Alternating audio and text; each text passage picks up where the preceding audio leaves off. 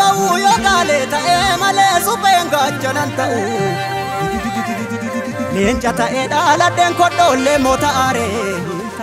Namni bakka akka beeku dibbeedhaan anna haaree. Mukii keetti na haaree sesseerattu na lakki lakki lakki lakki lakki.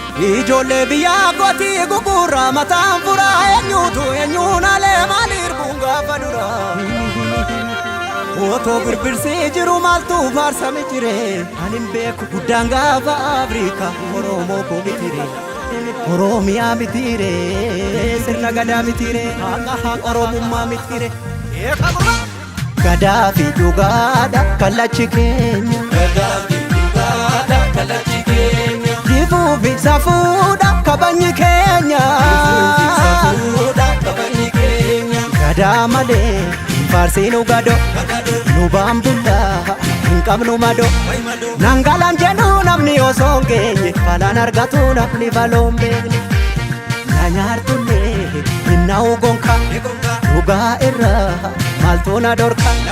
Eessatti kufee namni dhugaaf buune galgalaan toluu namni sobaaf duune.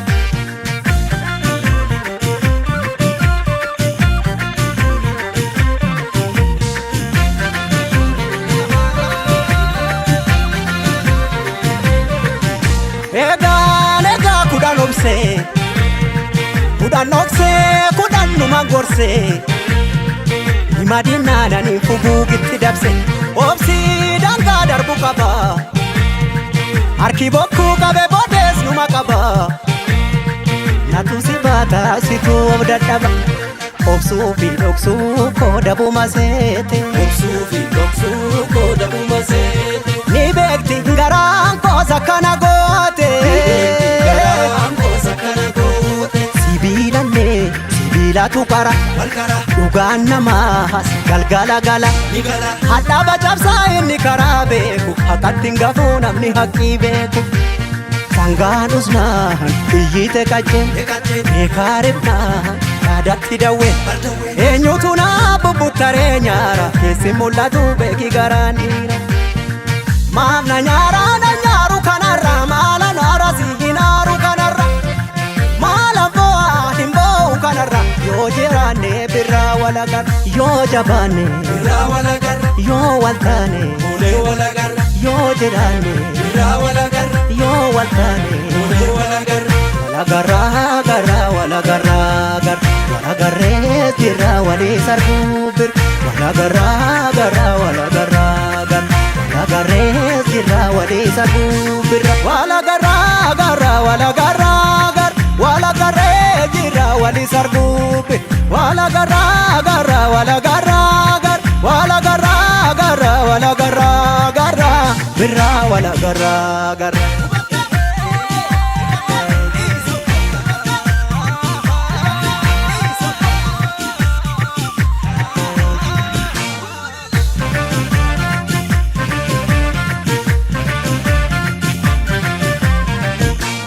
Yaa ijoollee kan jenne noolle yaa ijoollee kan jenne noolle yaa ijoollee ammas na foole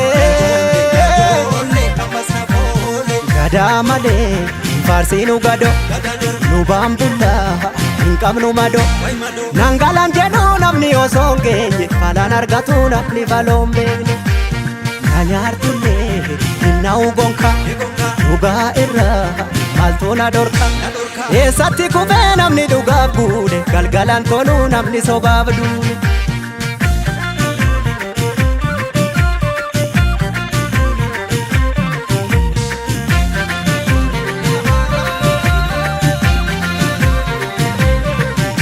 Lugaan qaddiisa tiratti akka argeen deemtuu karaadha filatti gaafa ol baatu tulluudhaan mul'atti gowwaan oseen karra cufa namni kufuu hawwee teessumatti kufa garaa kuteessatti dukkanni ni ifa obsuu fi dhoksuu koo dabuma seete obsuu fi dhoksuu koo dabuma seete ni beekti garaan koosa kana goote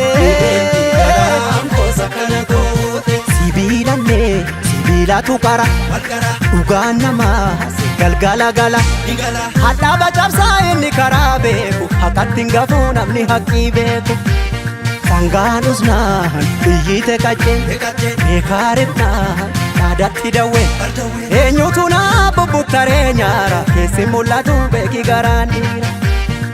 Gaafa dhiiraa lubbuun adabartu eessa baashii silas du'a naftu.